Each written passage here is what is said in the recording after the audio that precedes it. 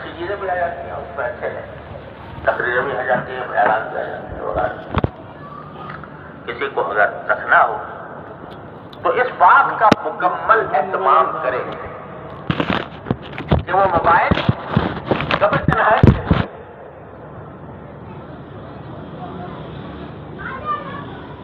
بلکہ جب کھولے گا مجمع میں کھولے گا۔ جب آدمی تنہائی میں ہو تو اس کو اٹھا کے کہیں تالے میں بند کر، یہ مجاہدہ ہوگا، مجاہدے کا یہ راستہ ہو۔ جو لوگ کمپیوٹر استعمال کرتے ہیں تو ان کے بارے میں میں یہ عرض کیا کرتا ہوں کہ اول تو اس کے بہت سے طریقے ایسے ہوتے ہیں کہ فلاں چیز بند ہو گئی، فلاں چیز کھل گئی، میں تو اتنا زیادہ نہیں جانتا لیکن ہوتا ہے اس طرح۔ اور اگر کسی شخص کو بعض اوقات لوگوں کا روزگار اس سے وابستہ ہوتا ہے، ای میل کے ذریعے سارا کاروبار ہوتا ہے، تو یہ طے کر لو کہ یہ تنہائی میں استعمال نہیں ہوگا۔ تنہائی میں استعمال نہیں ہوگا، یہ ہمیشہ کسی مجمع میں ہوگا۔ تو اللہ تعالیٰ کا ڈر تو ذرا اللہ تعالیٰ معاف کرے یہ چلا گیا، لیکن مخلوق کا تو ڈر ہے۔ چلو مخلوق کے ڈر ہی سے رکو، اور اس لیے سے کرو کہ اللہ تعالیٰ کے حکم کی پابندی کے لیے مجھے یہ مجاہدہ کرنا ہے۔ دیکھو بھائی، باتیں میں نے بھی کہہ دی، آپ نے بھی سن لی، مجلس جو منعقد ہو گئی، ختم بھی ہو گئی، اپنے اپنے گھر چلے بھی گئے۔ لیکن اگر اصلاح مقصود ہے تو مجاہدہ کرنا ہی ہوگا، یا مجاہدہ کر لو یا اللہ بچائے اللہ کی ناراضی کے لیے تیار ہو۔ یہ کیا ہو رہا ہے ہمارے ساتھ ساری دنیا میں؟ کیا ہو رہا ہے کہ ہمارا ملک بے شمار مسائل کے باوجود غیروں کا ممنون احسان ہے۔ سارا ہمارا بجٹ جو ہے وہ سود کی ادائیگی میں جا رہا ہے۔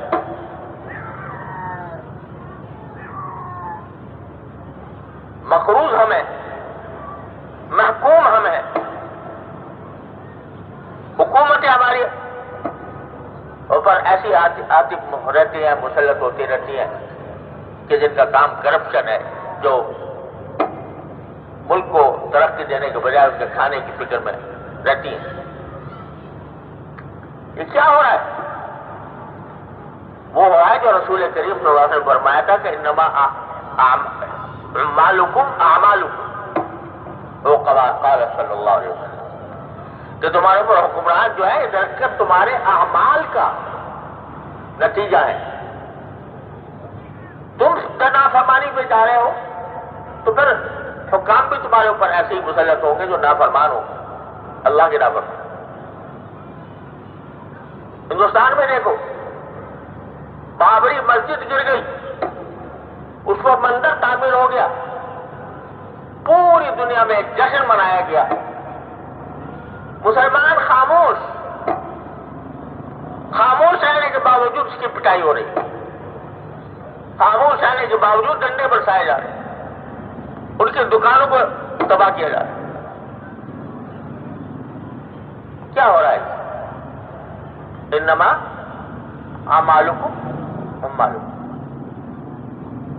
تو اب بھی اگر ہم ہوش نہیں آتا اور اب بھی ہم اپنی رخ صحیح نہیں کرتے اور اس پہ مجاہدے کے لیے تیار نہیں ہوتے تو پھر یہ تو آئے گی مصیبتیں، یہ تو آ کے رہیں گی۔ رسول کریم صلی اللہ علیہ وسلم نے ارشاد فرمایا کہ اگر تمہارے اوپر برے حکام مسلط ہو جائیں، ان کو برا نہ کہو، فکر کرو، اپنے اعمال درست کرو، اور وہ ہوں گے نہیں بغیر مجاہدے۔ اب پچھلی مرتبہ میں نے زبان کی بات کی تھی، مجاہدہ کائے کا؟ زبان۔ اب ہم میں سے ہر شخص جائزہ لے کے دیکھ لیں کہ اتنی بڑی لمبی چوڑی بات ہوئی، سب نے سر بھی ہلایا اور اس کو تسلیم نہیں کیا، لیکن کیا اس اپنے طرز زندگی میں، اپنی بات چیت میں کوئی فرق پڑا؟ اگر فرق پڑا الحمدللہ، اس کے معنی یہ کہ صحیح راستے پر آئے۔ اگر فرق نہیں پڑا، زبان اسی طرح چلتی رہی بے محابہ، تو فائدہ کیا اس وجہ سے؟ تو آج ایک سبق پچھلے ہفتے میں نے عرض کیا تھا کہ قلت کلام،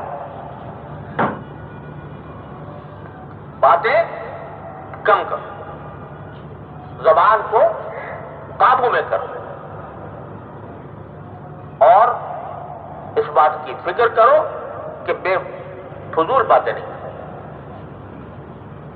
اور غیبت تو ہے ہی گناہ، جھوٹ تو ہے ہی گناہ، لیکن فضول باتیں بھی اچھی بات ہے، اس سے حد الامکان اپنے آپ کو بچاؤ۔ آج کا سبق یہ ہے کہ اپنی نگاہ کو بچاؤ، اور اس طرح بچاؤ جو میں نے عرض کیا، اس کے بغیر کامیاب نہیں ہوگے۔ یہ تنہائی بڑی خراب چیز ہے۔ تنہائی میں جب تک تنہائی میں اللہ جل جلالہ کی یاد نہ ہو، اللہ کا ذکر نہ ہو، تو بڑی خراب چیز ہے۔ یہ بندے کو کہاں سے کہاں پہنچا دیتی ہے، جنت سے نکال کے جہنم میں پھینک دیتی ہے۔ لہذا تنہائی کی حفاظت کرو، تنہائی کی حفاظت کرو۔ یہ سوچا کرو کہ اس تنہائی میں اگر میرا انتقال ہو گیا، ابھی جنازہ نکل جائے میرا اور قبر میں مجھے پہنچا دیا جائے، کس حالت میں جا کے اللہ سے ملوں گا؟ رسول کریم صلی اللہ علیہ وسلم کے بارے میں پوچھا جائے گا، ان کو پہچانتے ہو؟ کس منہ سے کہوں گا کہ یہ میرے نبی ہے، میرے رسول ہے صلی اللہ علیہ وسلم، میں ان کا امتی ہوں؟ جب موت آ گئی ایسے کام کے اوپر جو سرکار دو عالم صلی اللہ علیہ وسلم کی نفرت کا کام، لہذا بھائی مجلسیں ہوتی رہتی ہیں، تقریریں بھی ہو جاتی ہیں، زبان سے جو چاہو کہہ لو اور جو چاہو سن لو، لیکن اس وقت تک یہ فائدہ مند نہیں ہے جب تک کہ مجاہدے کی عادت نہ ڈالو، مجاہدے کے راستہ اختیار نہ کرو، اور مانگو اللہ تعالی۔ اگر اہمیت ہوتی ہے کسی بات کی تو آدمی رو رو کے مانگتا ہے اللہ تعالی۔ اگر کسی کا بیٹا بیمار ہو سخت، اس وقت دعا کرے گا کس طرح کرے گا؟ کس بے چینی کے ساتھ کرے گا؟ کس بے تابی سے کرے گا؟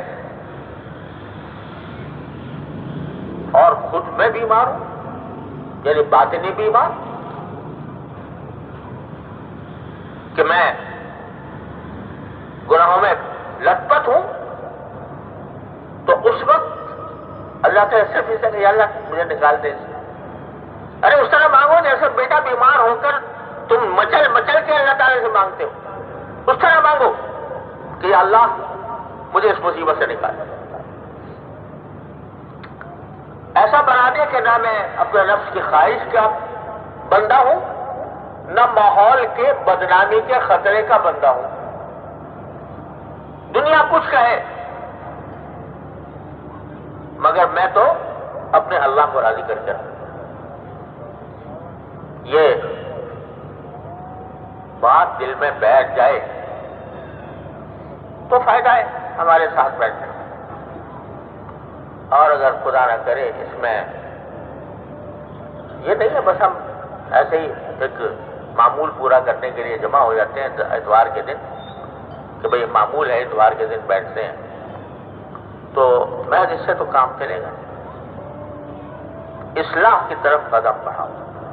قرآن کیا کہتا ہے کہ جب یہ زمانہ ایسا آ جائے تو علیکم انفسکم,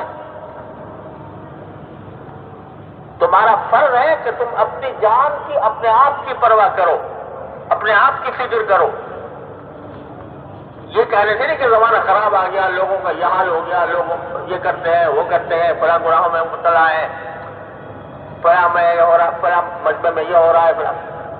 اس کے کہنے سے کیا فائدہ؟ اس کے بجائے قرآن کہتا ہے کہ لا یضرکم من ضل اذا اهتدیتم, اگر تم سیدھے راستے پر آ گئے تو جو گمراہ ہیں وہ تمہیں کوئی نقصان نہیں پہنچائیں گے. لہذا اپنی فکر کرو, اپنے آپ کو جہنم سے بچاؤ, اللہ تعالیٰ کی ناراضی سے بچاؤ. بس یہ پیغام ہے آج. مجاہدہ کرنا ہے تو بیٹھو یہاں پہ, مجاہدہ نہیں کرنا تو پھر کوئی اور کیوں ضائع کرتے ہو, جاؤ کہیں اور. تو مجاہدے کے معنی یہ کہ مشقت برداشت کرنی ہے اللہ کو راضی کرنے کے لیے. اور اللہ تعالیٰ نے وعدہ کر رکھا ہے الذین جاہدوا فینا لنہدینہم سبلنا, جو مجاہدہ کریں گے میری خاطر, جو مجاہدہ کریں گے تو میں ضرور بھی ضرور ان کو اپنے راستے تک پہنچا دوں گا. اتنا بڑا وعدہ, میرا تیرا وعدہ نہیں, رب العالمین کا وعدہ, ان اللہ لا یخلف المیعاد. لیکن اس شرط پہ پورے تو اتر جاؤ, الذین جاہدوا فینا میں اس پر آ تو جاؤ, تو پھر اللہ تعالیٰ وعدہ فرما رہے. حدیث قدسی ہے کہ جو بندہ میری طرف ایک ہاتھ بڑھتا ہے میں 2 ہاتھ آگے بڑھ جاتا ہوں, جو ایک ذرا بڑھتا ہے تو میں, جو میرے پاس چل کر آتا ہے تو میں دوڑ کر اس کے بعد جاتا ہوں.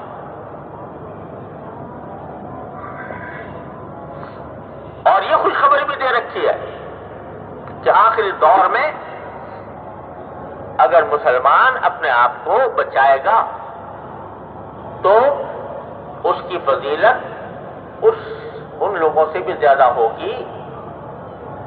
یہ معمولی بات نہیں ہے جنہوں نے نبی کریم صلی اللہ علیہ وسلم کی صحبت اٹھائی.